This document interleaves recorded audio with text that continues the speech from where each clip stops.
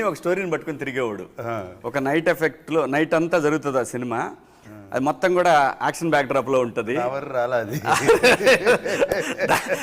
దానికి బారగాలు రాలేదు. ఇంకోటి ఉంటుంది విని దగ్గర అది చెప్తే మళ్ళీ మనోడికి ఫస్ట్ డాన్స్ మాస్టర్ అనుకుంటాం.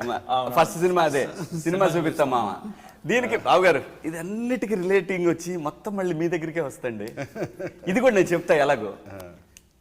మీ ఫస్ట్ సినిమా మీరు నాకు ఫస్ట్ సినిమా ఇచ్చారు. నేను ఒకడిని ప్రొడ్యూసర్ని చేశా, నా ఫ్రెండ్ని. ఆ ఫ్రెండ్ గారి పేరు బెక్కం వేణుగోపాల్.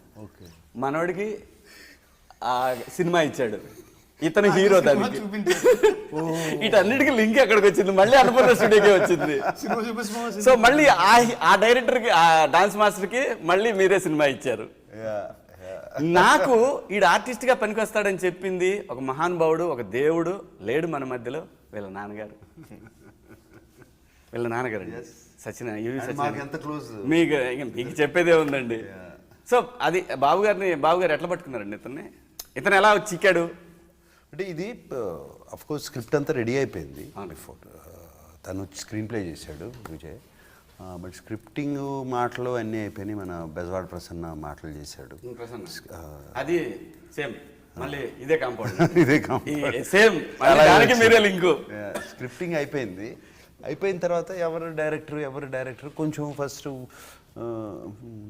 విజువల్ సెన్స్ కూడా ఉండాలి, స్టోరీ టెల్లింగ్ ఉండాలి.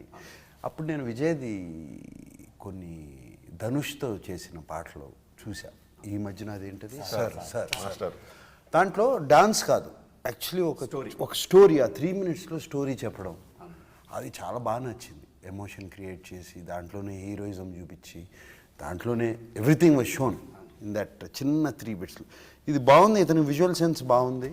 అండ్ మంచి కెమెరామెన్ పెట్టుకుంటే, అండ్ ఆఫ్ కోర్స్ మాకు ఆల్రెడీ కథ రెడీ చేసేసుకున్నాం అని చెప్పి, నువ్వు విజయ్ నీ మైండ్లో ఎలా ఉంది స్క్రిప్ట్, ఇదిగో స్క్రిప్ట్ చదువుకో, దీన్ని మాకు నీ మైండ్ నీ ద్వారా చెప్పు, నీ కళతో ఎలా చూస్తున్నావు చెప్పండి. చెప్పాడు. We all like it. అలా అయిపోయింది.